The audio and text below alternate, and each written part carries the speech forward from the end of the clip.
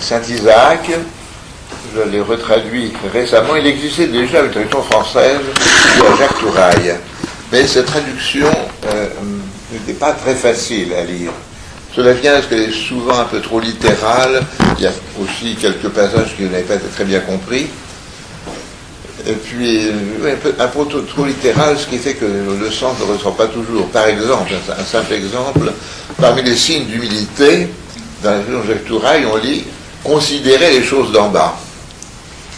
Bon, qu'est-ce que c'est que considérer les choses d'en bas? En réalité, c'est une traduction exacte.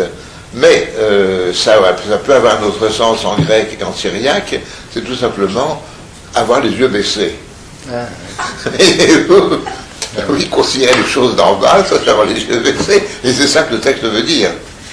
Donc pour le traduire, il faut un effort de compréhension pour exactement la penser et ne pas se tenir à la littéralité des mots. Mais c'est un texte très important que cet ouvrage Saint Isaac.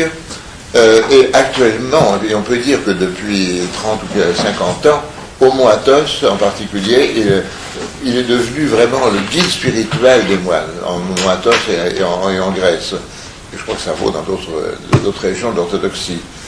Il est plus lu certainement que la Philokalie elle-même dans son ensemble, qui est lu aussi, mais on peut dire que pour tous les grands Girondas de ces derniers 50 ans, depuis Saint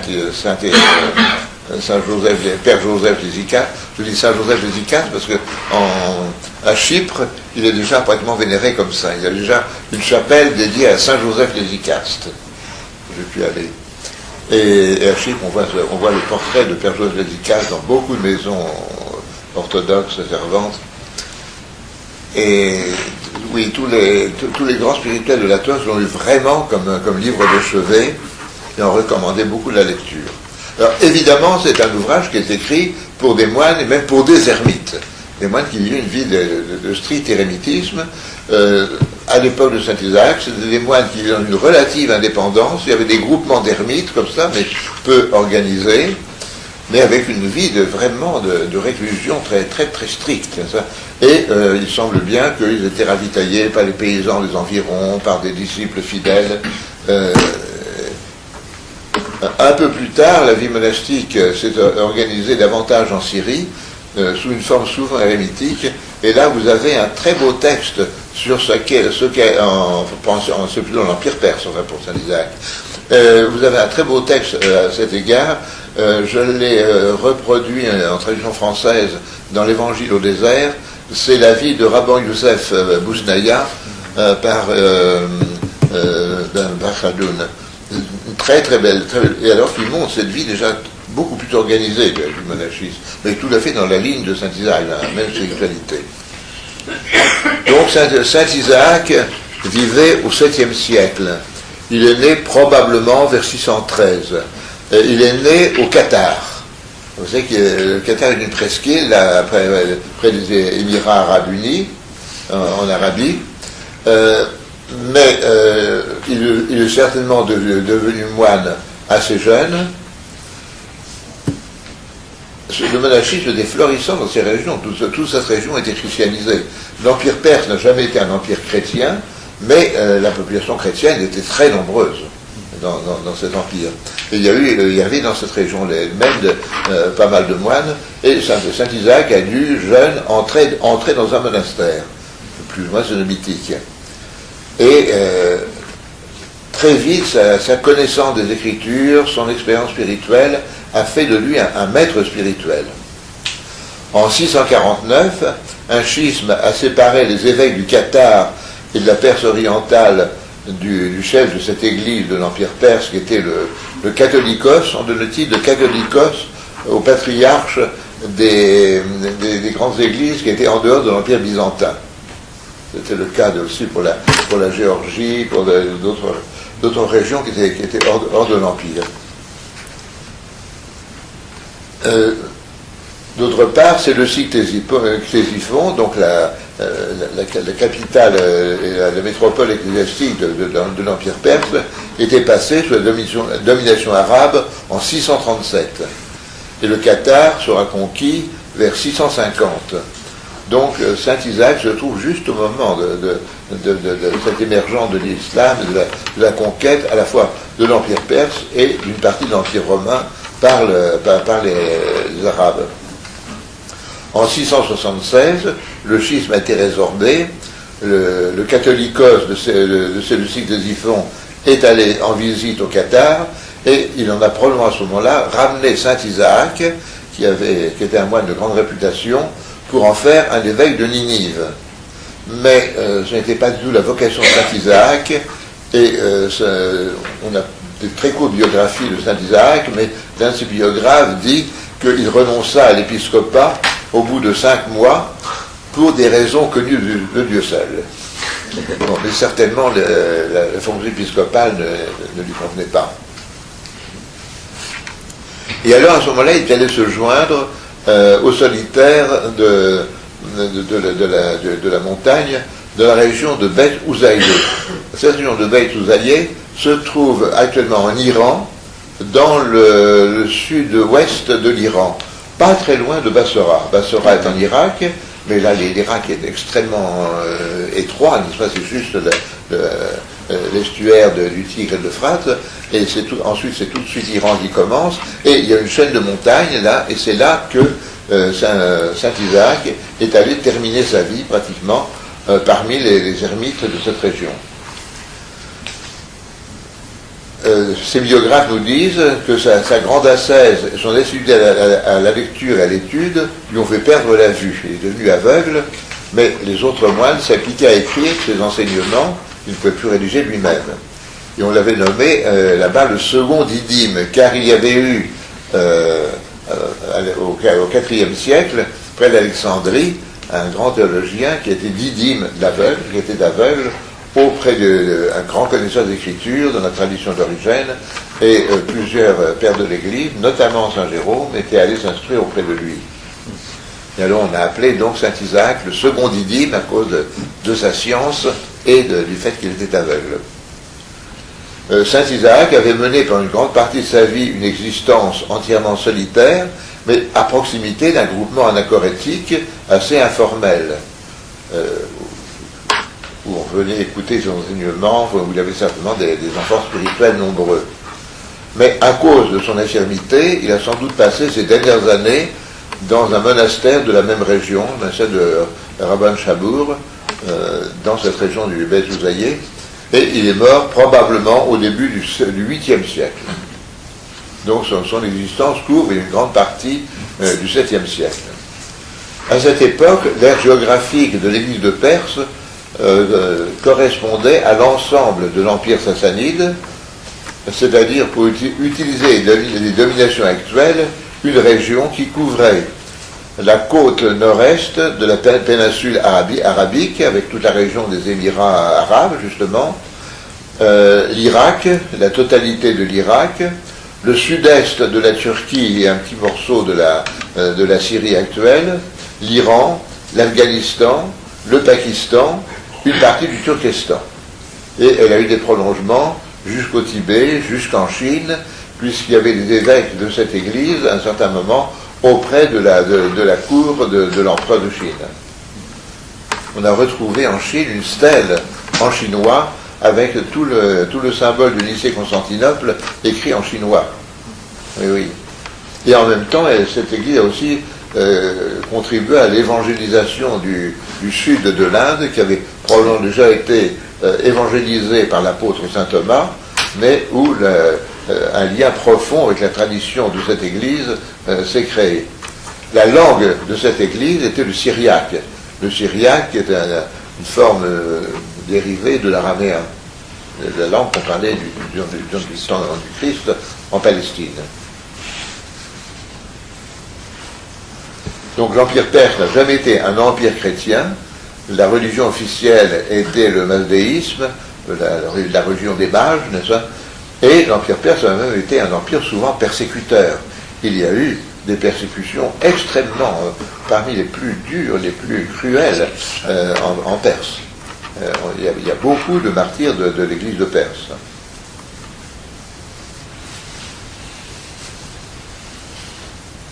Officiellement, cette église était devenue nestorienne à partir de 486. C'est un synode qui avait adopté la doctrine officielle, moins de Nestorius, mais surtout de Théodore de Mopsueste. Il faut dire que Théodore de Mopsueste n'avait jamais été condamné de son vivant. Et c'est seulement au VIe siècle qu'une partie de ses écrits a été condamnée comme tendant un peu à trop séparer les deux natures dans le Christ, de ne pas sauvegarder assez l'unité du Christ, n'est-ce pas?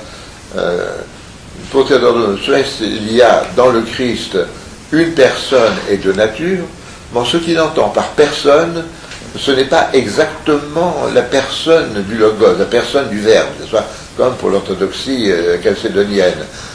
C'est une personne composée à la fois de l'humanité et de la divinité. Il y a un certain flou dans sa doctrine, là. En fait, ceux qu'on appelle les historiens n'ont jamais dit qu'il y avait deux personnes dans le Christ. Le Christ était un homme, une personne humaine, très unie à la personne du Verbe. Non, ils ont toujours admis que le Christ était vraiment Dieu et homme, n'est-ce pas? Mais la formulation théologique est un peu inexacte. Mais en tout cas, ceci n'a laissé aucune trace dans les écrits de saint Isaac. Et on sait d'ailleurs que saint Isaac et d'autres grands spirituels de l'Église de Perse ont été souvent un peu en délicatesse avec leur hiérarchie, justement parce qu'ils étaient d'une tendance peut-être trop crypto-chalcédonienne, en quelque sorte. Alors, l'œuvre de saint Isaac, telle qu'on la connaît aujourd'hui, l'œuvre de saint Isaac comprend deux parties. La première se compose de 82 discours, et dans la collection, il y en a 4 autres qui sont en réalité d'un de ses disciples posthumes, mais d'un siècle plus tardif, Jean de Daliata, qu'on découvre aujourd'hui d'ailleurs et qui a été aussi un très grand spirituel, un très grand mystique syrien, qu'on connaît beaucoup mieux maintenant parce qu'il y a un carme français, le père Belay, qui l'a beaucoup étudié, qui a déjà édité ses lettres, qui prépare l'édition de ses homélies, et qui a écrit un gros livre chez Beauchesne sur la doctrine de Jean de Daliata. Une doctrine très très riche, un très bel auteur aussi. Et donc il y a 4 textes de Jean de Daliata qui sont trouvés insérés dans cette collection. Et il faut dire que l'un de ces textes de Jean de Daliata n'est lui-même qu'une sorte de centon fait de textes de l'abbé Isaïe, qui lui a vécu au IVe siècle, dans la région d'abord en Égypte, à Sété, puis dans la région de Gaza. Donc, l'original est en syriaque, mais il a été traduit en grec au 7e siècle par 2 moines du monastère de Saint-Sabas en Palestine. Et les moines de Saint-Sabas, vers cette époque, et encore un peu plus tard, ont été des agents très efficaces de compénétration entre les deux traditions, syrienne et grecque. Beaucoup de ces moines connaissaient à la fois le syriaque, qui était même parlé en Palestine, et puis le grec, qui était la langue de culture de tout l'Empire, et par conséquent de la Palestine chrétienne. Et Saint Sabas a été un agent très, très utile, très fécond de connaissances réciproques de ces deux traditions. J'ai préféré traduire Saint Isaac sur le grec pour d'abord une raison très impérative, c'est que je n'ai qu'une connaissance moins qu'élémentaire du syriaque, qui est une langue tout de même assez difficile, qu'il faudrait le connaître vraiment très bien pour avoir une traduction satisfaisante, et surtout parce que la traduction grecque, justement, représente, je dirais, une relecture dans l'esprit de l'Église de l'Empire, de l'Église chalcédonienne, de l'œuvre de Saint Isaac. Et c'est sous cette forme que l'œuvre de Saint Isaac a été connue dans tout le monde orthodoxe.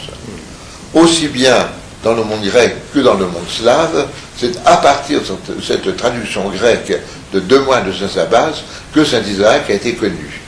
Et donc, sa réception dans le monde orthodoxe se rapporte à cette traduction grecque. Alors depuis, et très récemment, on a retrouvé un groupe de 41 discours, autres que ceux qui sont dans cette édition grecque, qui ont été traduits alors récemment du syriaque par Don André Louf dans les questions de Bellefontaine.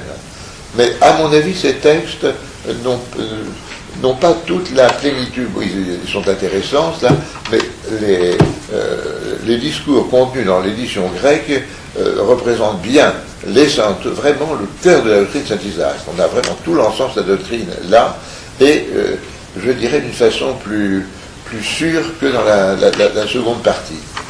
Dans la seconde partie, il y a à la fin 3 discours où saint Isaac se rallie à la doctrine de l'apokatastase, c'est-à-dire du salut universel à la fin des temps, où le démon lui-même serait sauvé et deviendrait le plus éblouissant de tous les anges, n'est-ce pas?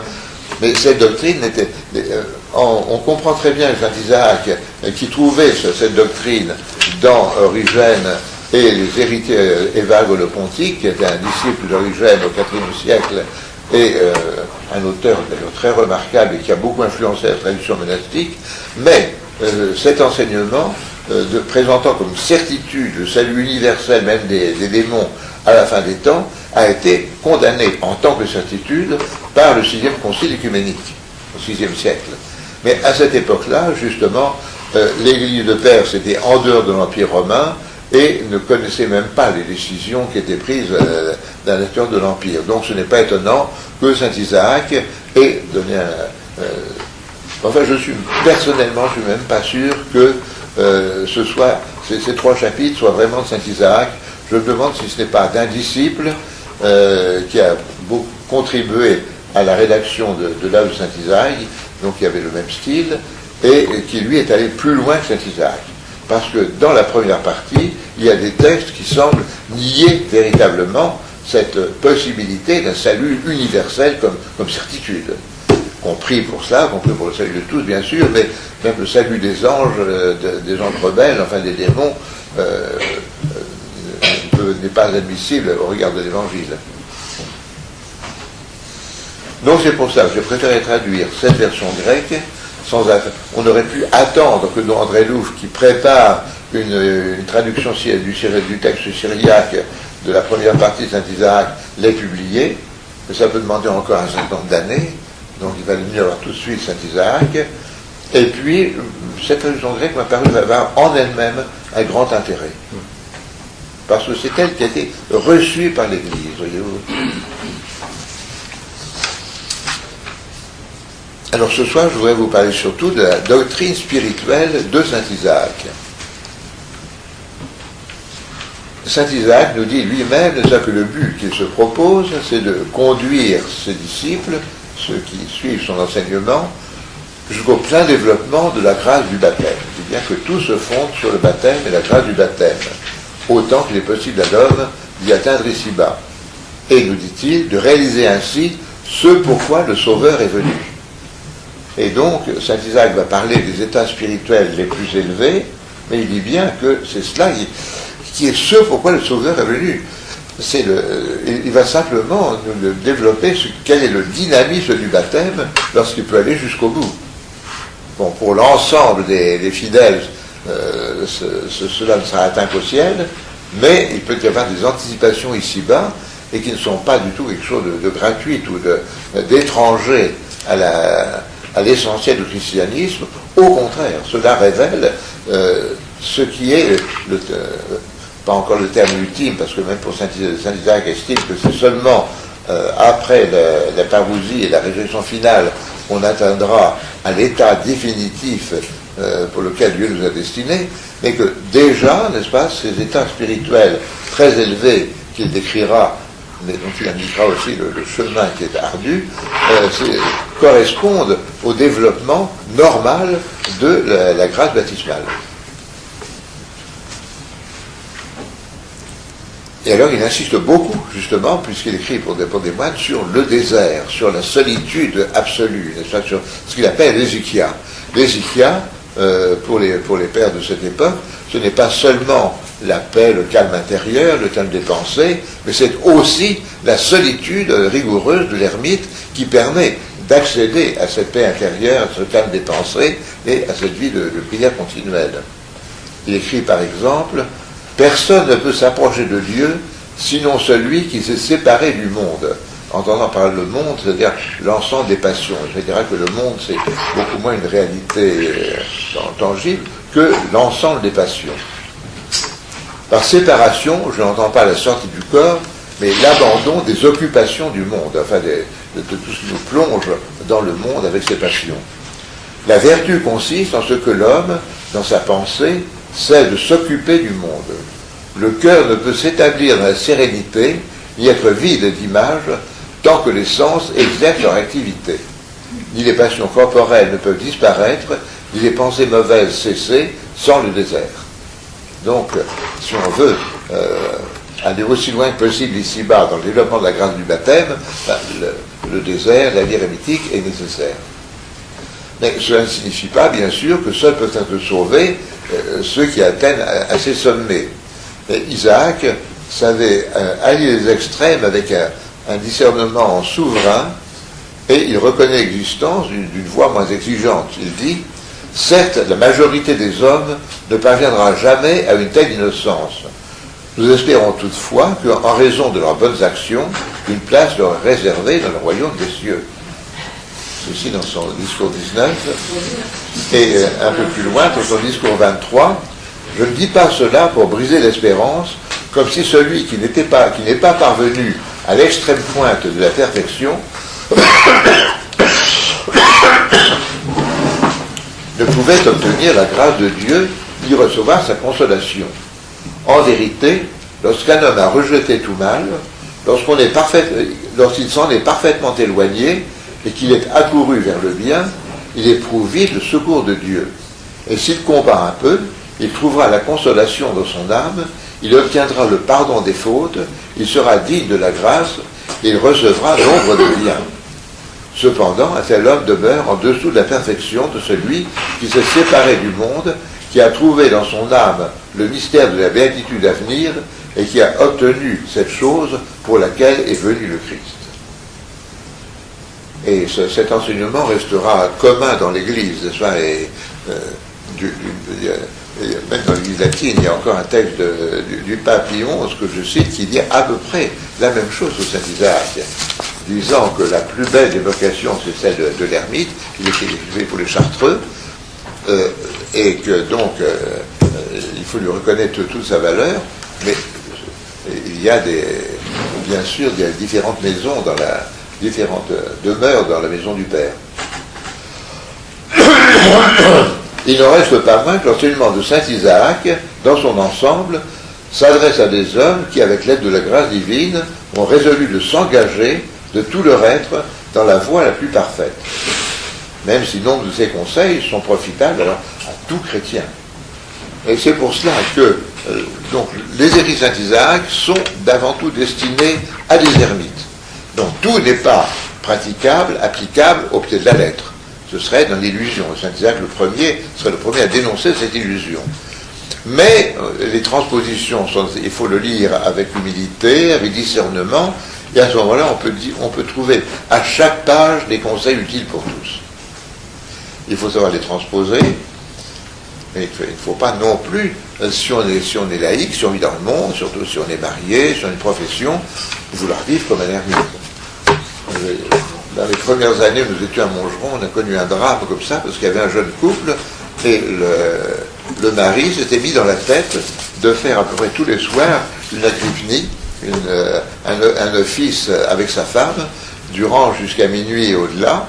Sa pauvre femme ne pouvait pas tenir, s'endormait, et tapait dessus pour la réveiller, disant que c'est le diable qui la faisait s'endormir. Et cette ferveur excessive a finalement abouti à un divorce. Ça ne peut pas finir autrement. Et le pauvre était complètement dans l'illusion.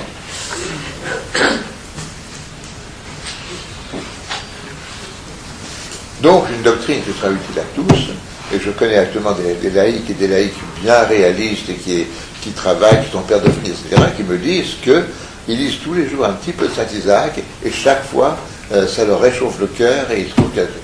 Puis d'autre part, de voir un petit peu à quel sommet, justement, la grâce peut conduire, c'est aussi quelque chose qui est stimulant, qui doit nous réjouir. Il faut penser que nous sommes un seul corps dans le Christ, et que chacun est riche des grâces de tous. d'une certaine manière, n'est-ce pas, cette perfection à laquelle atteignaient ces ermites, et à laquelle certains parviennent encore. Je vois, même en Occident, chez les Chartreux, par exemple, il y a de ces ermites qui sont tout à fait de plein pied avec ce qu'enseigne saint Isaac, et tout ça est nôtre aussi. Nous sommes en communion dans le Christ, et ce qui est propre, ce qui est à chacun appartient à tous. Donc c'est une richesse qui est à nous, de toute manière.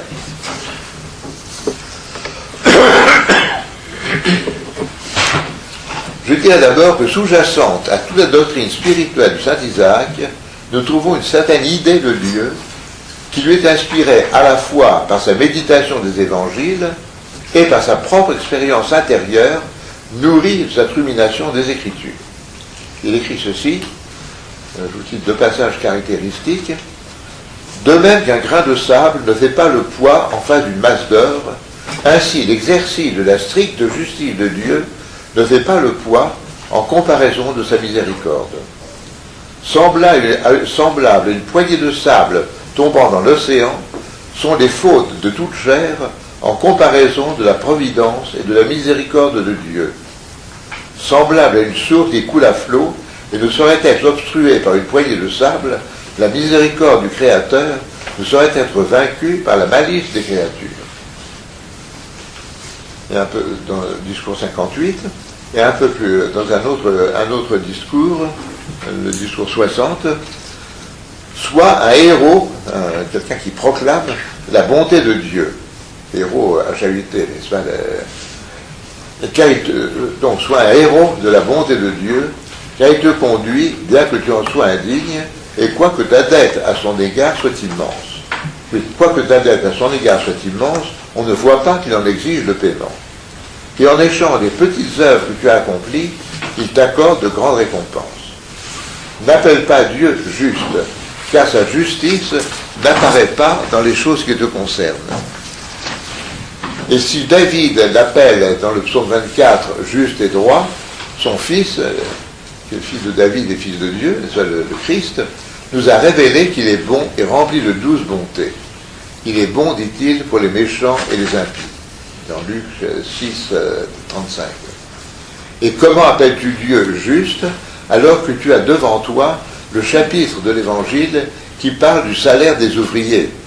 Mon ami, je ne te laisse en rien, il me plaît de donner à ce dernier venu autant qu'à toi, faut-il que ton œil soit mauvais parce que je suis bon. Dans Matthieu 20, 13, 15. Un homme peut-il encore appeler Dieu juste, alors qu'il a sous les yeux le passage de l'Évangile sur l'enfant prodigue qui avait dissipé son bien dans la débauche? Seulement à cause de la componction qu'il manifestait, son père courut à sa rencontre, se jeta à son cou et lui donna autorité sur tous ses biens. Luc 15, 11, 24. Si un autre nous avait dit cela à son sujet, nous aurions pu le mettre en doute. Mais c'est son propre fils qui lui a rendu de lui, du Père Céleste, ce témoignage. Où est donc la justice de Dieu, puisqu'à l'heure que nous étions pécheurs, le Christ est mort pour nous? S'il est ici miséricordieux, dans le fait qu'il est mort, que le Christ est mort pour nous, nous pouvons croire qu'il ne changera pas. Loin de nous la pensée blasphématoire que Dieu ne serait pas miséricordieux. Ce qui est propre à Dieu ne peut changer, comme c'est le cas pour les mortels. Dieu ne peut acquérir quelque chose qu'il ne posséderait pas, ni perdre ce qu'il possède, ni ajouter quelque chose, ni y ajouter quelque chose, comme les créatures. Mais ce que Dieu possède depuis le commencement, il le possède à jamais, savoir sa miséricorde. Cependant, nulle part, comme je vous disais dans les textes traduits en grec, cette certitude de l'infinie miséricorde divine ne conduit Isaac à remettre en question l'existence de l'éternité possible de l'enfer. Mais il n'hésite pas à écrire « Quant à moi, je dis aussi que ceux qui sont châtiés dans la géhenne sont flagellés par le fouet de l'amour. Qu'y a-t-il de plus amer et de plus violent que le châtiment de l'amour? Ceux qui sentent qu'ils ont péché contre l'amour subissent un châtiment bien plus grand que les châtiments les plus redoutables. La douleur qu'éprouve le cœur qui a péché contre l'amour est plus déchirante que tout autre tourment. Il est absurde de penser que les pécheurs dans la géhenne sont privés de l'amour de Dieu. Donc, connaissance de Dieu qui est directement inspirée par l'Évangile. D'autre part, l'enseignement spirituel de Saint Isaac présuppose aussi une conception de l'homme qui est en substance celle qu'on trouve chez tous les saints-pères, chez tous les pères de l'Église, mais qui a en même temps chez lui quelques caractères particuliers. Et il faut dire que Saint Isaac avait une grande connaissance de toute la tradition patristique, à la fois patristique et monastique.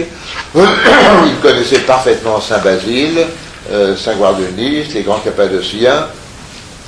Il connaissait parfaitement les pères du désert d'Égypte, les apophthegmes, les sentences des pères d'Égypte, particulièrement tous les écrits des Bagres le Pontiques.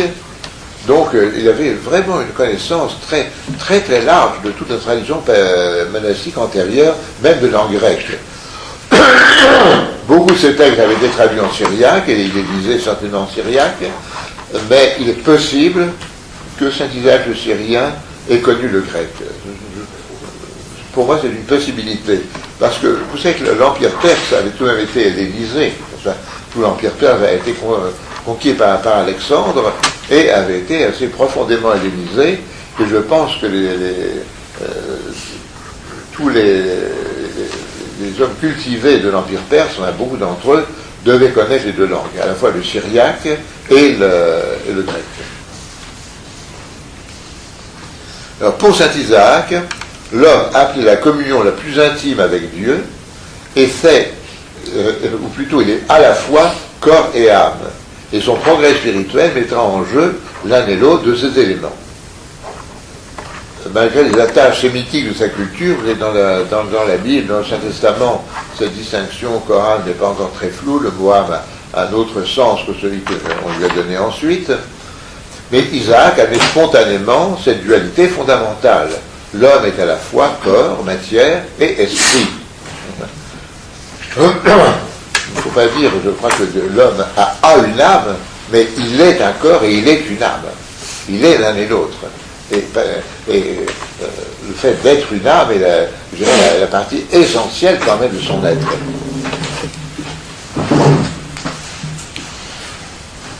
Et la complexité spirituelle de l'homme vient de cette dualité.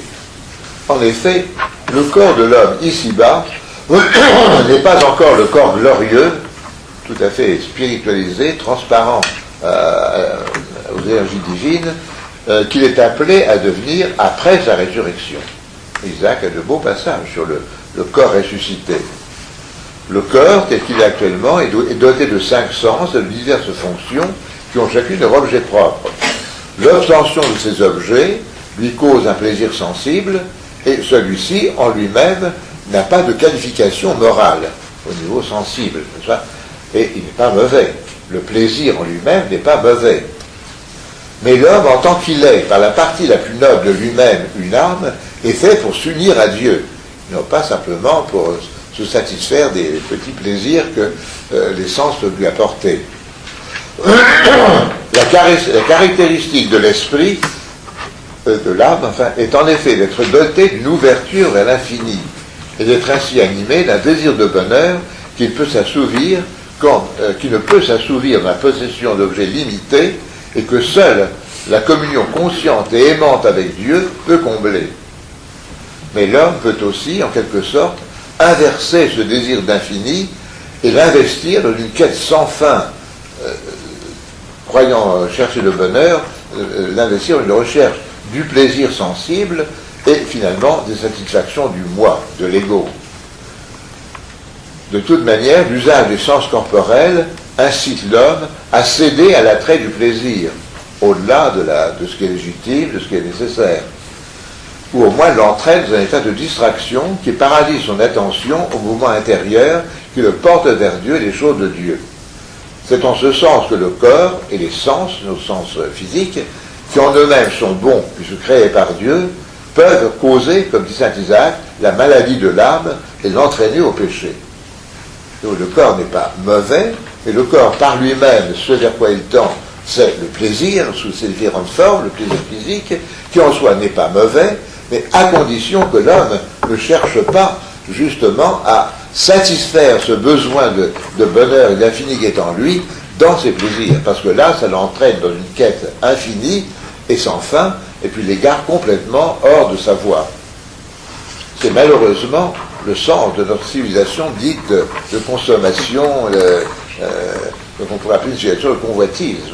Et toute la publicité actuelle tend à cela, tend à ce que l'homme investisse ce besoin d'infini dans des choses matérielles dont il n'a pas besoin, mais qui lui apportent dans l'immédiat une certaine satisfaction de l'ego. Je me souviens d'avoir vu une banderole sur la façade d'une grande surface. Vous n'en avez pas besoin, mais vous en avez envie. Cela suffit, achetez. Bon, c'est exactement ce qu'on a à Saint-Isaac.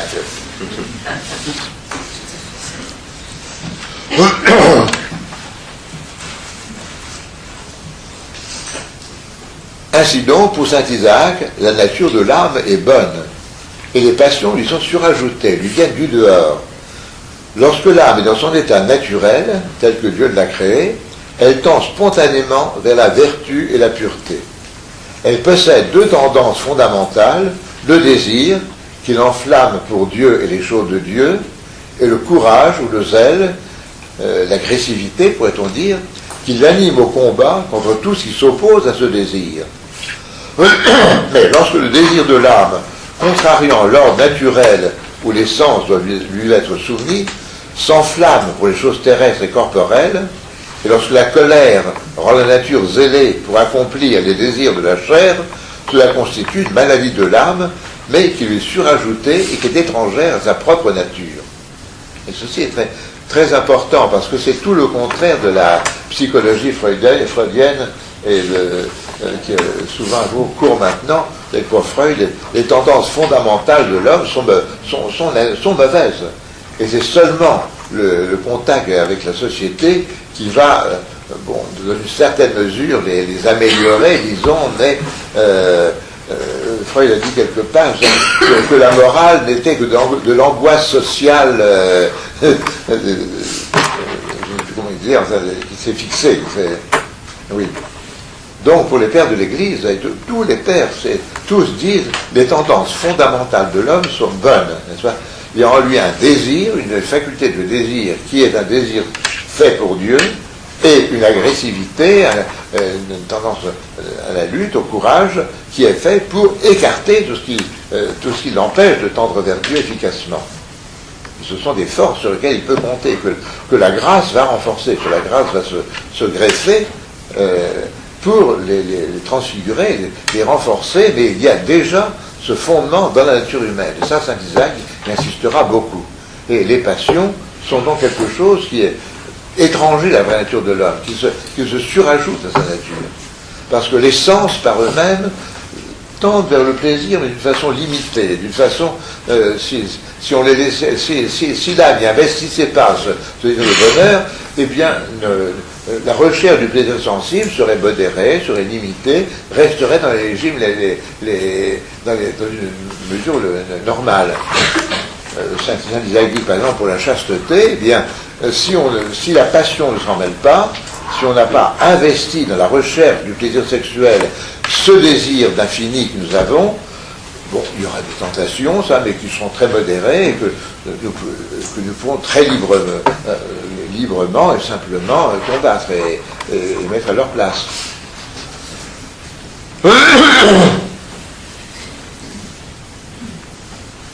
Saint Isaac dit, par exemple, le mouvement naturel que Dieu a mis en nous en vue de la procréation ne peut ni troubler la pureté, ni ébranler la chasteté. Car Dieu n'a pas donné à la nature la capacité d'aller contre son but qu'il a lui-même voulu et qui est bon. De même, lorsqu'un homme est mu par l'agressivité ou le désir, ce ne sont pas ses puissances naturelles qui le forcent à sortir des limites de la nature et à s'écarter de son devoir, mais ce que nous ajoutons à la nature par la malice de notre volonté. Ce qu'on entend par là, c'est que notre volonté, justement, investit dans ces réalités sensibles, ce qui était un désir de Dieu et qui est un désir d'infini, mais qui est mal orienté. Car toutes les choses que Dieu a faites, il les a faites belles et bien proportionnées. Toutes les choses que Dieu a faites, le corps, l'essence comme l'âme, il les a faites belles et bien proportionnées. Tant que nous gardons correctement la mesure dans les choses qui relèvent de notre nature, les mouvements naturels ne peuvent nous contraindre à sortir de la bonne voie. Le corps n'est mu que d'une façon normale, paisible, qui nous révèle que la passion naturelle est en nous, mais elle ne provoque ni excitation, ni trouble suffisamment violent pour nous fermer le chemin de la chasteté ou pour que l'agressivité enténèbre notre intellect et nous fasse passer de la paix à la colère.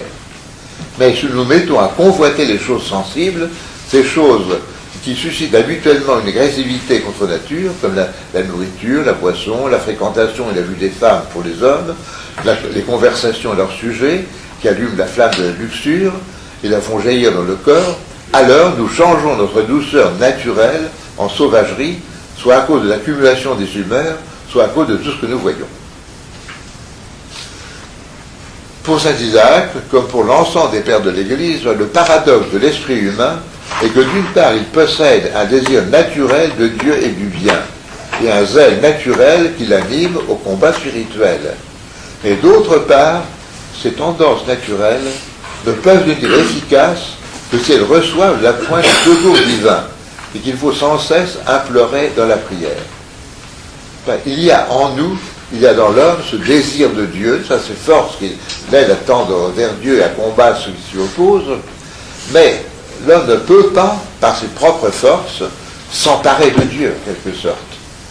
Pour que l'homme puisse faire l'expérience de Dieu, eh bien, il faut que Dieu se communique librement à lui. Car Dieu et l'homme sont des êtres libres, justement. Et c'est la communion de deux êtres libres. Et ce n'est pas par un effort purement humain, ce n'est pas par des méthodes purement humaines, par exemple, il y aura un endroit de méthodes de divination, on pourrait dire des méthodes de méditation, etc., qu'on peut arriver à l'expérience spirituelle.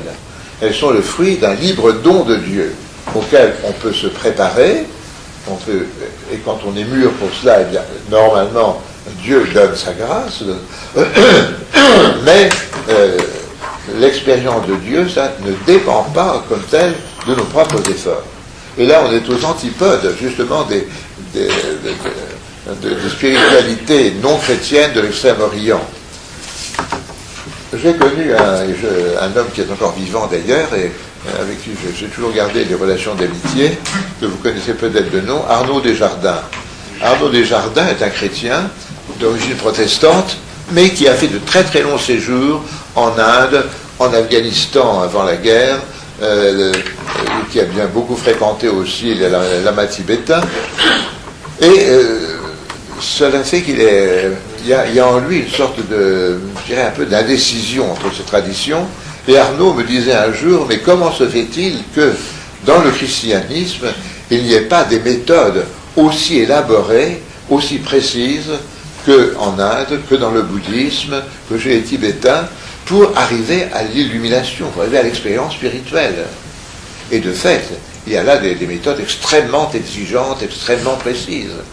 J'ai connu un maître spirituel bouddhiste, Taizan de Shimaru, qui lui était japonais, et il me disait, mais vous savez, si on veut vraiment pratiquer le zen, eh bien, il faut au moins 3 premières années y consacrer 9 heures par jour, n'est-ce pas?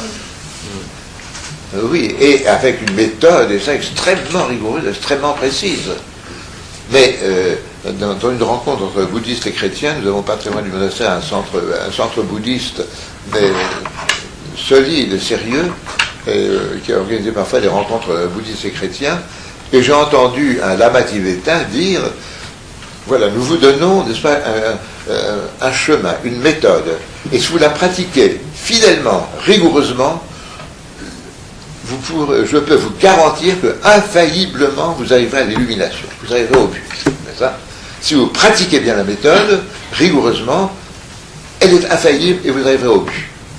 Bon, ce n'est pas possible dans le christianisme, et c'est pour cela qu'il y a beaucoup plus de liberté, de souplesse dans la tradition spirituelle chrétienne. Parce que, bon, notre illumination, ce n'est pas une espèce de fusion dans un absolu indifférencié, n'est-ce pas, dans un absolu impersonnel, au-delà de toutes justement les limites qui constituent la personne, parce que les bouddhistes n'ont pas d'autorisation de personne individu, et c'est important. De ce fait, il n'y a pas la rencontre de Dieu n'est pas au pouvoir de l'homme, mais suppose la liberté humaine, bien sûr, mais aussi la liberté divine. Il y a un libre don de la miséricorde divine, et l'importance de la miséricorde de Dieu, justement.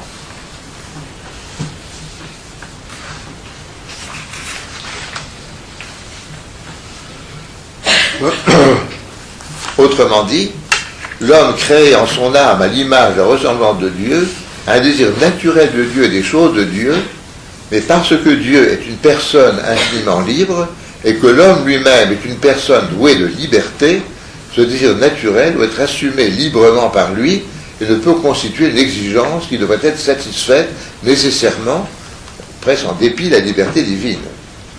Son objet ne peut être qu'un libre don dû à l'amour de l'auteur de tout bien, d'où le rôle essentiel de la prière. Et c'est pour ça que la prière est tellement nécessaire, n'est-ce pas ? Et une prière qui sera en grande partie une prière pour demander la miséricorde du Seigneur. Seigneur Jésus-Christ, aie pitié de moi, n'est-ce pas ?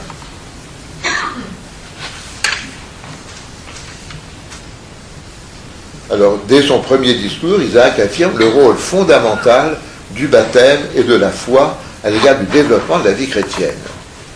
Tout bien que c'est accompli en toi d'une manière spirituelle et secrète, sois-en certain, tu l'as obtenu par le moyen du baptême et de la foi, selon lesquels tu as été appelé pour accomplir des œuvres bonnes par notre Seigneur Jésus-Christ.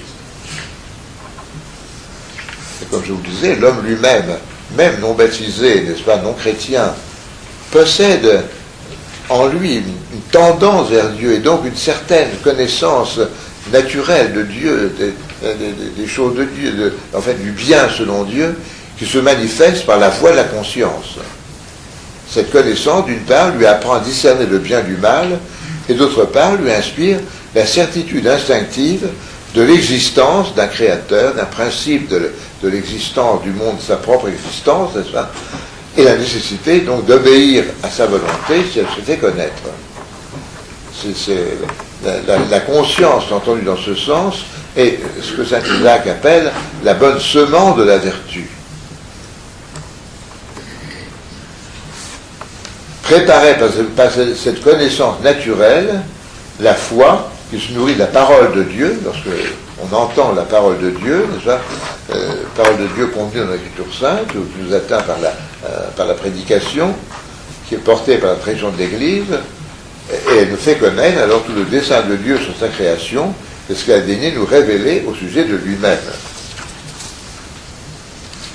Donc c'est en ce sens, voyez-vous, que la foi et le baptême sont le fondement de la vie chrétienne, mais un fondement qui déjà repose et présuppose l'existence de la conscience, de la voie de la conscience et de ces bonnes tendances finalement qui sont au fond même de la nature humaine.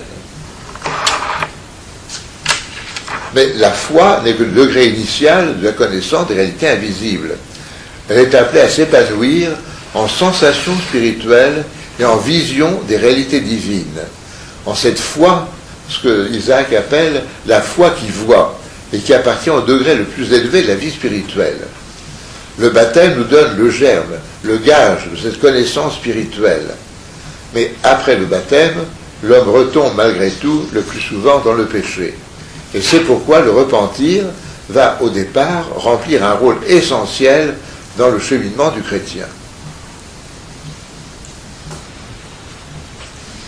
Et là, pour lui, au départ, la crainte même des châtiments, la crainte de l'enfer est importante, parce que dans le chrétien qui est retombé dans le péché, dans une vie médiocre après son baptême, l'amour de Dieu n'est pas suffisant pour qu'on puisse dire, ben non, il vaut mieux agir par amour que par crainte.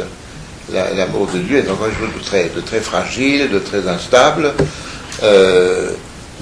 Donc, à ce moment-là, de savoir que l'enfer existe, que notre vie aura une sanction au-delà de la mort, est importante. Mais ce n'est qu'un point de départ, et la crainte la crainte des châtiments divins, inspirée par la foi, constitue au départ un motif puissant et efficace pour détourner l'homme du péché, mais dans la suite, la crainte devra s'effacer devant l'amour. Et tout l'itinéraire spirituel, tel que le trace saint Isaac, est un cheminement de la crainte à l'amour, du repentir à la vision de Dieu. Et alors, saint Isaac trace les différents degrés de la vie spirituelle. Et alors là, il y a une façon de faire qui est propre aux écrivains qui, certaines de ses racines chez Origène, la tradition issue d'Origène, mais qui est tout de même propre aux écrivains syriaques, de langue syriaque. Le premier à avoir tracé cet itinéraire dans ces termes est un certain Jean le Solitaire, qu'on connaît assez peu, de qui on a quelques écrits, qui lui devait vivre, ou Jean d'Apamée, mais on ne sait pas, il a probablement vécu fin 4e siècle, début 5e siècle, mais on n'a pas de certitude absolue à ce sujet.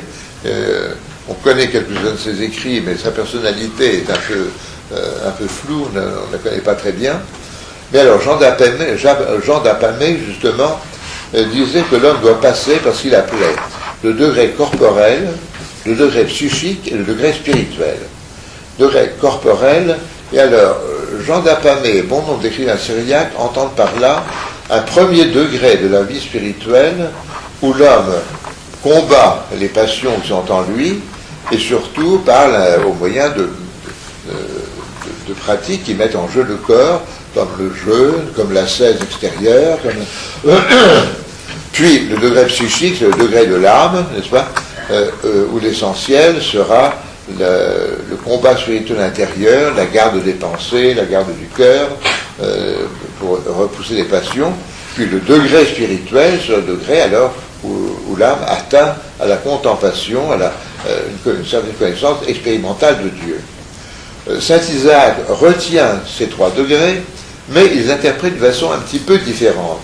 Pour lui, le degré qu'il appelle corporel, c'est l'état de l'homme qui vit dans l'ignorance pratique de Dieu, de l'homme qui ne cherche pas d'autre but à sa vie que la satisfaction des besoins et des plaisirs de son corps, dont toute la vie est subordonnée à l'épanouissement corporel, peut-on dire. Le degré psychique, c'est le degré où l'homme, justement, dépasse cela, se convertit, se repent, et va progresser spirituellement, à la fois par des pratiques corporelles, comme le jeûne, comme l'ascèse, et la garde du cœur, la pratique de toutes les vertus, qui vont le conduire à un premier degré de contemplation, alors là il reprend une idée des vagues de Pontique, que le premier degré de la contemplation, de la connaissance spirituelle, c'est, on pourrait dire, la lecture spirituelle de la création. Les créatures ne deviennent plus pour nous un objet, si le cœur est déjà purifié, les créatures ne sont plus pour nous un objet de convoitise, un objet de tentation, mais au contraire nous manifestent des intentions divines. Nous lisons, on arrive à lire, à percevoir la présence de Dieu à travers les créatures. Je me souviens que la première fois que je m'étais rencontré le Père Païsios, ce n'est pas la Sainte Montagne, c'est au monastère de Souroti. Et il m'avait dit, revenez un jour me voir dans mon ermitage au Mointos, et je vous ferai comprendre comment les fleurs chantent la gloire de Dieu. Et c'est tout à fait cela, n'est-ce pas ?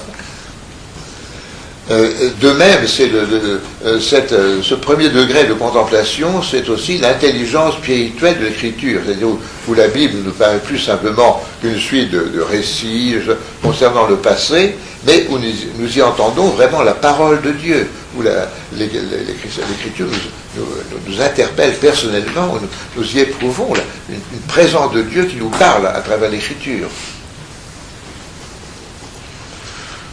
Saint Isaac ne parle pas beaucoup des sacrements autres que le baptême, mais d'autres auteurs plus tard dans la même vie spirituelle. Je pense par exemple à Saint Grégoire Palamas, Saint Grégoire le Sinaïte, aussi Saint Nicolas Cabasilas, montre combien on doit accéder à une lecture spirituelle des sacrements, des rites de l'Église. Ne plus y voir seulement des choses extérieures, mais pénétrer par l'intérieur, par le cœur.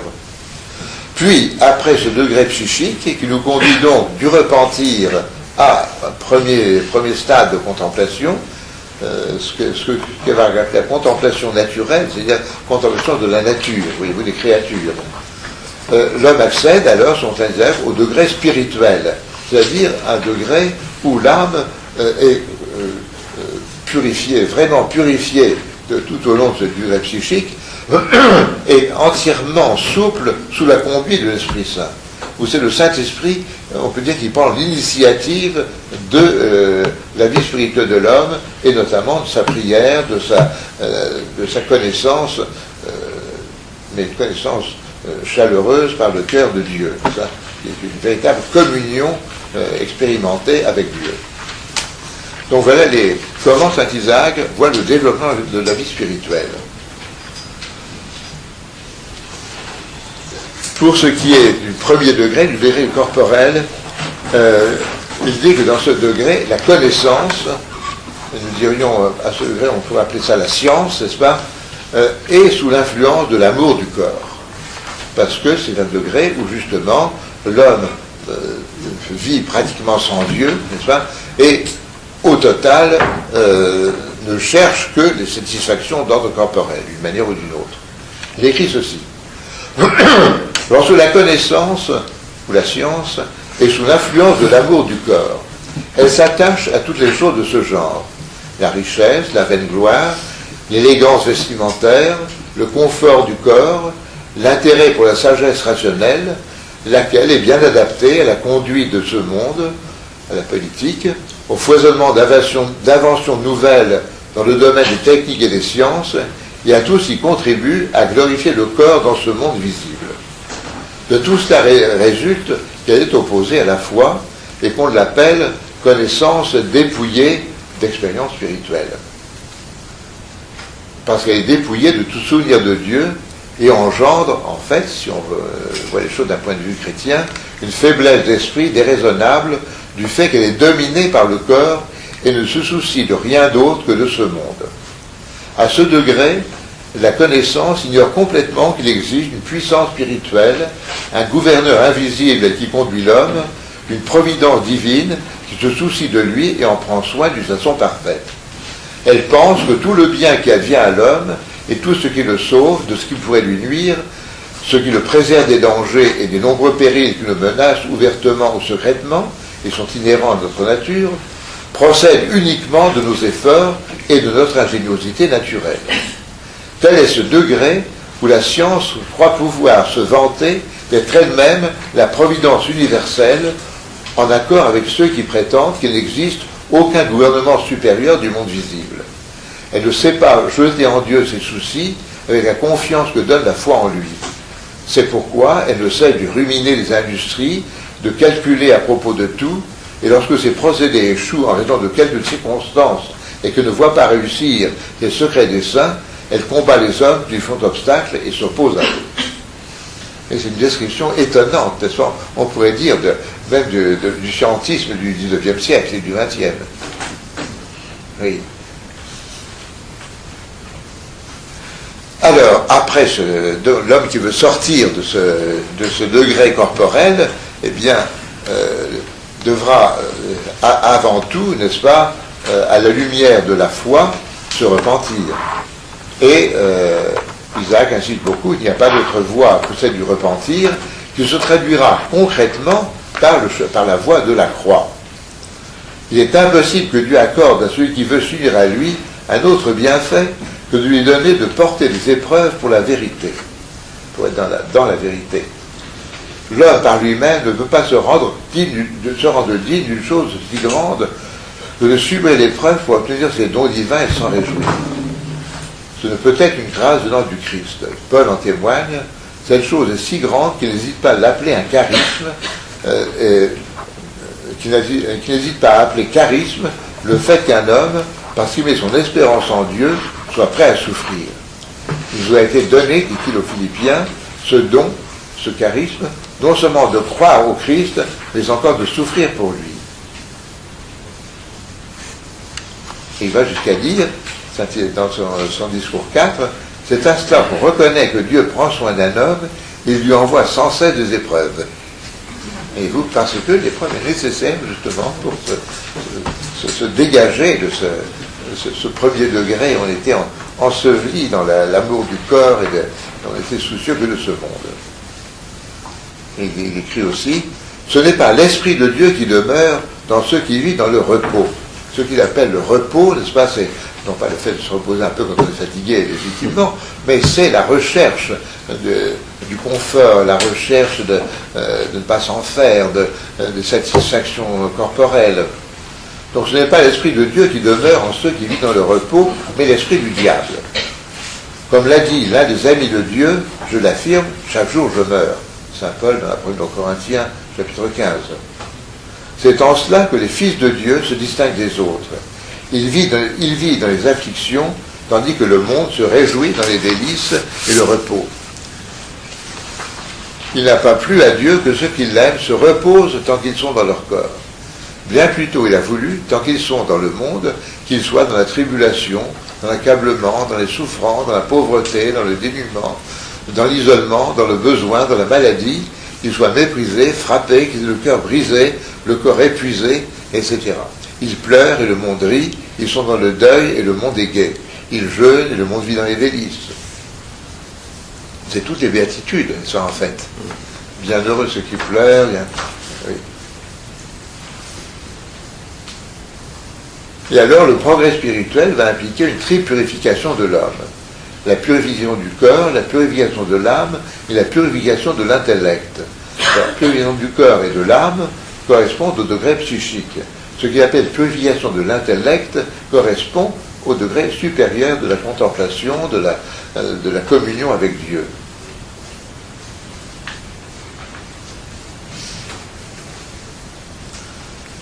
Alors la purification du corps et de l'âme s'accomplira en deux phases. D'une part, une certaine séparation effective du monde qui préserve le moins des distractions et des tentations dans la présence des choses qui peuvent la susciter, et l'ascèse corporelle dont le jeûne et la litanie sont la pièce maîtresse. Et d'autre part, la garde du cœur et le combat invisible contre les pensées. C'était déjà l'enseignement de saint Antoine dans les apophthegmes qui sont attribués. Si l'homme se sépare des choses du monde, il évite beaucoup d'occasions de tentation. Mais à ce moment-là, reste un combat intérieur à mener contre les pensées. Et là, dans la mesure où l'homme même se sépare du monde à certaines mesures, eh bien, il n'a plus les distractions qui l'empêchaient d'être attentif aux mouvements intérieurs qui sont en lui, et il prendra beaucoup plus conscience des tentations, des motivations profondes qui sont en lui, et il pourra mener alors le combat spirituel. Bon, ce qui veut dire que si on n'est pas un moine, si on n'est pas un ermite, une certaine part quand même de séparation du monde est nécessaire. On ne peut pas passer son temps à regarder la télévision, passer son temps à toutes sortes de distractions, et puis en même temps avoir une vie spirituelle.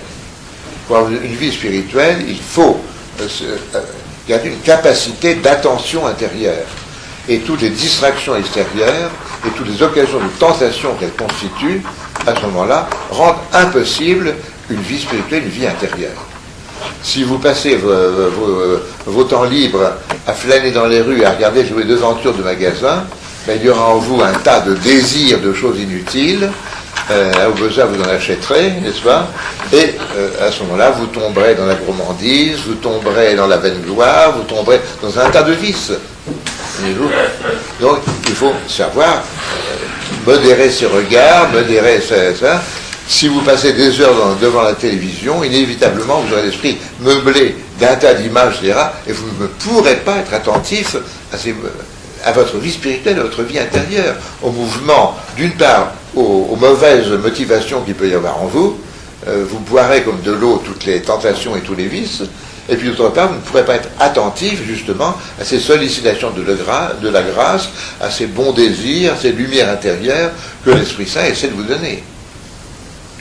Donc, Mais c'est certain qu'un laïc n'a pas du tout à pratiquer la séparation du monde comme un ermite, ce serait une illusion, mais il y a une certaine séparation du monde qui s'impose à tout laïc qui veut mener une vie spirituelle, sous cette forme.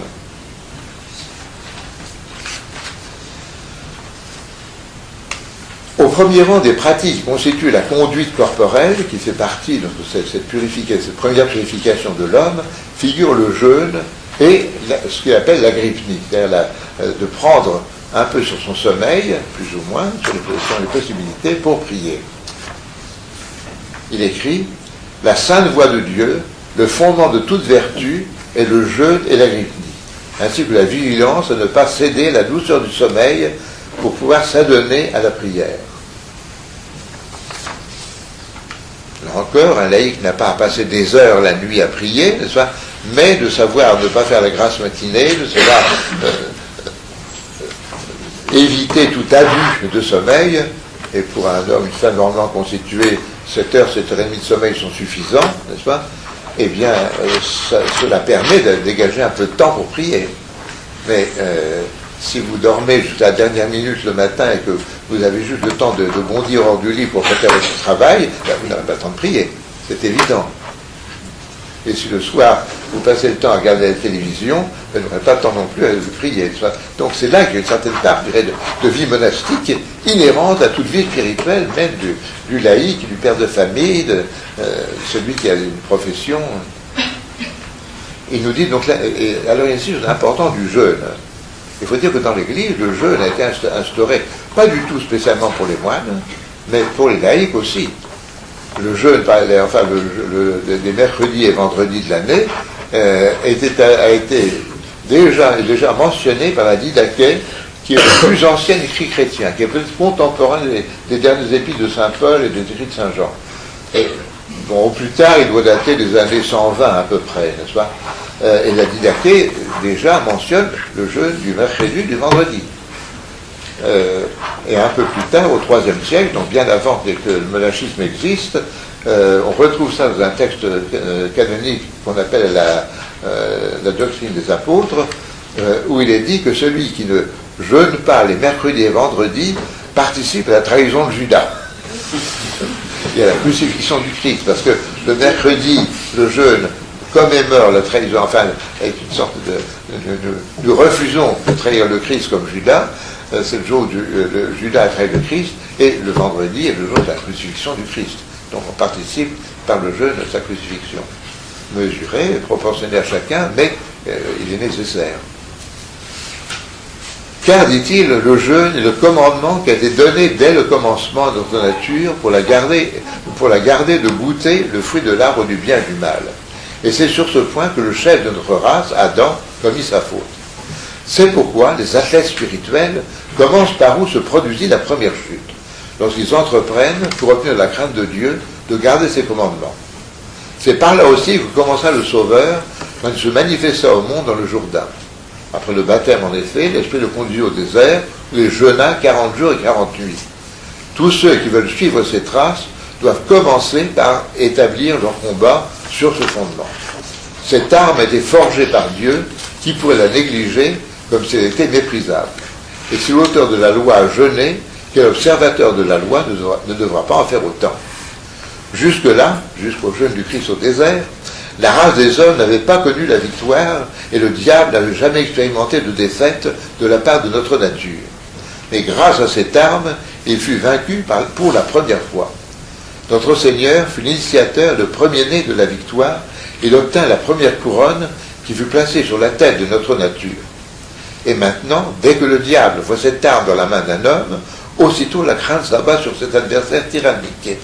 Il se souvient de sa première défaite que le Sauveur lui infligea au désert et sa force est brisée. On cite ceci dans le discours 80-85. Donc au jeûne, il joint les agrypnies, le fait de prendre plus ou moins, en fonction des possibilités, sur son sommeil pour le consacrer à la prière. Et il nous dit, n'est-ce pas, là encore, que nos pères ont reçu ce haut enseignement concernant la prière comme s'il venait du Christ lui-même. Et ils ont choisi de veiller dans la prière, selon l'ordre de l'apôtre Saint Paul, avant tout afin de pouvoir demeurer sans interruption dans la proximité de Dieu et la prière continuelle.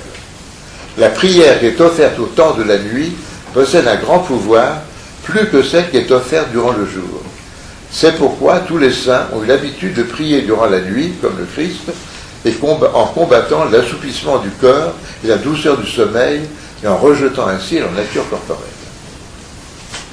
Mais à la cesse corporelle, il est nécessaire d'ajouter le combat invisible, le combat contre les pensées. Et ceci est tout à fait classique aussi, et rejoint tout l'enseignement notamment de la Philokalie. Quand une pensée mauvaise naît dans le cœur, de la briser contre le Christ par l'invocation Seigneur Jésus-Christ, aie pitié de moi. C'est une forme plus ou moins développée comme on veut. Et la prière, d'une façon générale. La prière sera la grande occupation du chrétien, du moine et du chrétien, sous diverses formes. Et pour saint Isaac, ce sont les psaumes qui sont vraiment comme le moule, n'est-ce pas, de la prière chrétienne, la prière la plus personnelle du moine. Et justement, il faut s'approprier les psaumes. Quand tu dis les versets des psaumes, ne le fais pas comme un homme qui récite les paroles d'un autre, afin de ne pas avoir l'impression que le pénible labeur de la récitation s'allonge interminablement, et de ne pas passer complètement à côté de la componction et de la joie qu'il recèle. Les versets des psaumes recèlent de la joie. Mais prononce-les comme tes propres paroles, afin de supplier Dieu avec componction et d'en bien discerner le sens, comme un homme qui comprend vraiment ce qu'il dit. C'est quel discours? Comment? C'est quel discours? Alors ceci, c'est...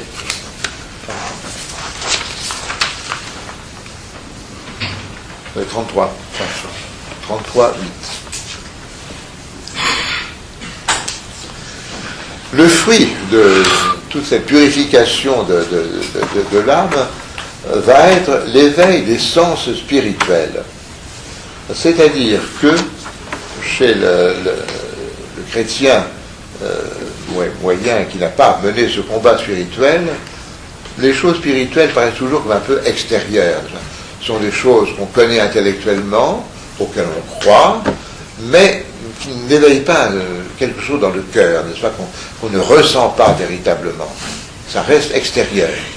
Et à mesure que l'âme se purifie, s'éveille ce que les pères, à la suite, Origène est le premier à développer cet aspect de la vie spirituelle, des sens spirituels. C'est-à-dire que, de même que nos sens corporels, n'est-ce pas, perçoivent les réalités corporelles d'une façon immédiate, pas à travers une idée, pas à travers une connaissance théorique, mais d'une façon expérimentale, d'une façon concrète, directe, eh bien, à mesure que l'âme se purifie, elle va réaliser les choses de Dieu de cette manière. Mais ce sont les choses de Dieu, ce ne sont plus des objets sensibles, mais il y avait en nous une sensibilité spirituelle qui fait que les choses de Dieu, et la doctrine sur Dieu lui-même, éveille un écho dans notre cœur, devient quelque chose de savoureux, quelque chose, oui, en un sens d'expérimental. Voyez-vous? Alors, certains pères disent qu'il y a un sens spirituel qui remplace les 5 sens, d'autres disent il y a aussi un toucher, un goût, une vue, etc. spirituelle. Bon, ce sont des métaphores, bien sûr, mais qui sont vraies également. Ce sont simplement deux manières d'exprimer les choses. Également les larmes dans la prière, sur lesquelles saint Isaac insiste beaucoup.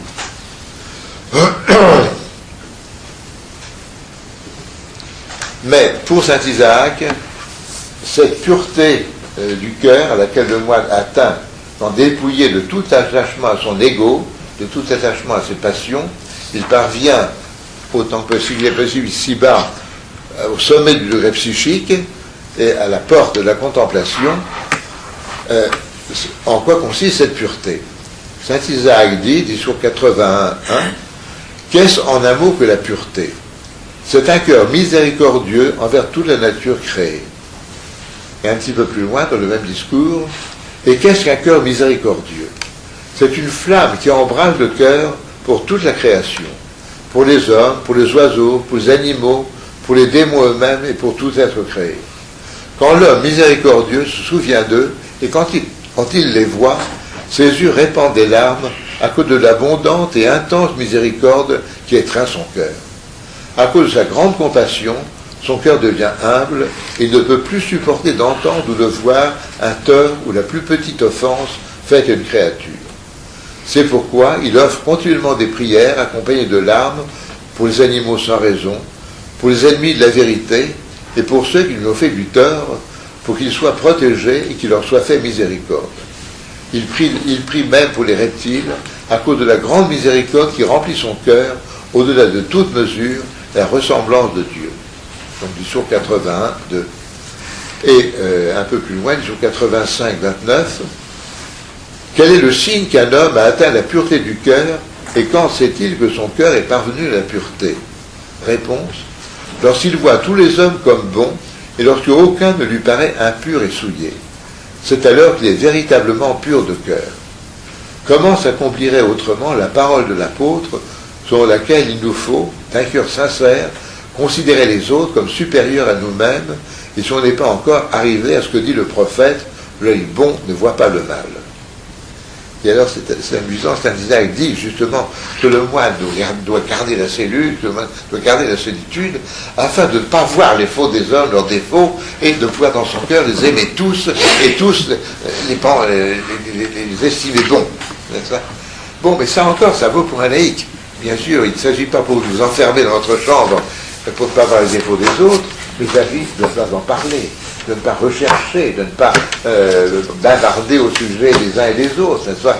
Oui, il faut mettre un voile sur les défauts des autres et voir ce qu'il y a de bon en tous et avoir ce sentiment de miséricorde envers tous.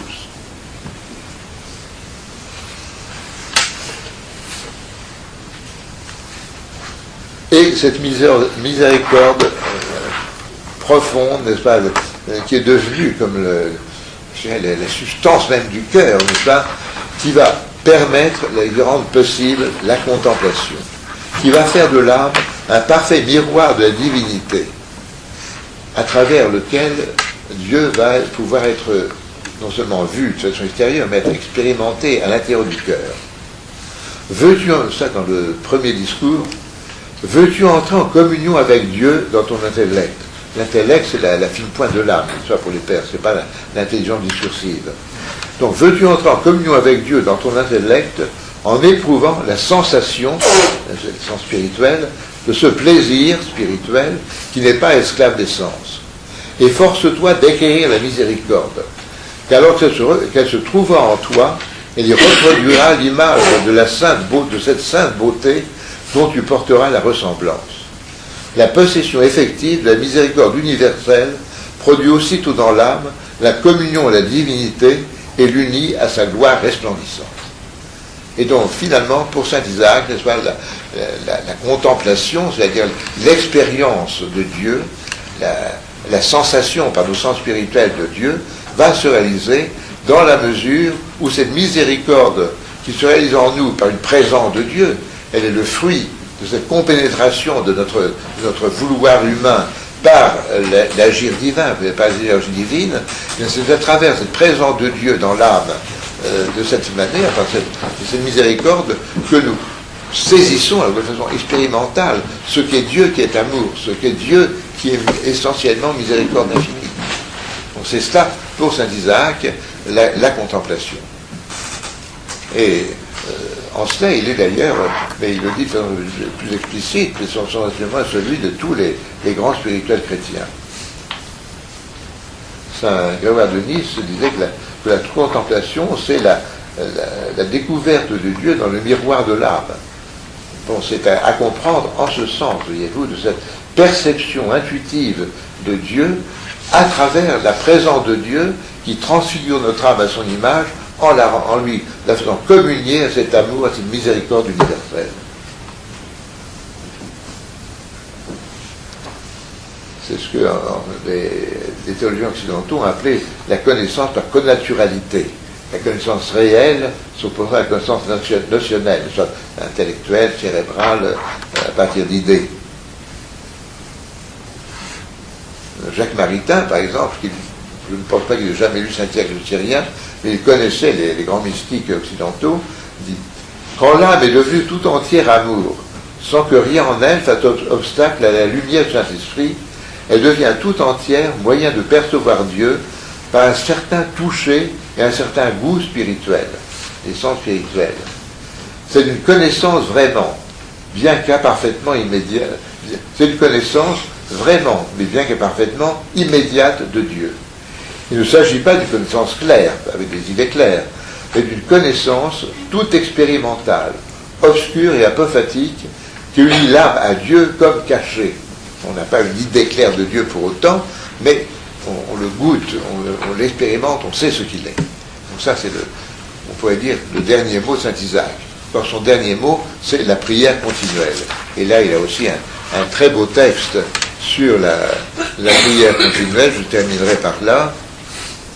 Alors là, on est dans le degré spirituel, le dernier degré de la vie spirituelle. Question qu'on lui posait auquel il va répondre. Quel est le fruit de tous les labeurs que comporte cette activité? Je veux dire, l'esikia, afin que celui qui l'a obtenu sache qu'il a atteint la perfection de son genre de vie. Réponse, c'est qu'un homme a été trouvé digne de demeurer sans cesse en prière. Celui qui est parvenu a atteint le sommet de toutes les vertus et est devenu désormais la demeure du Saint-Esprit. En effet, celui qui n'a pas reçu pleinement la grâce du Consolateur ne peut pas pratiquer avec facilité la prière continuelle. Mais il est dit que lorsque l'Esprit a établi sa demeure dans un homme, celui-ci ne peut plus s'arrêter de prier, car l'Esprit Saint lui-même ne cesse pas de prier en lui. Qu'il dorme ou qu'il veille, la prière ne se sépare plus de son âme.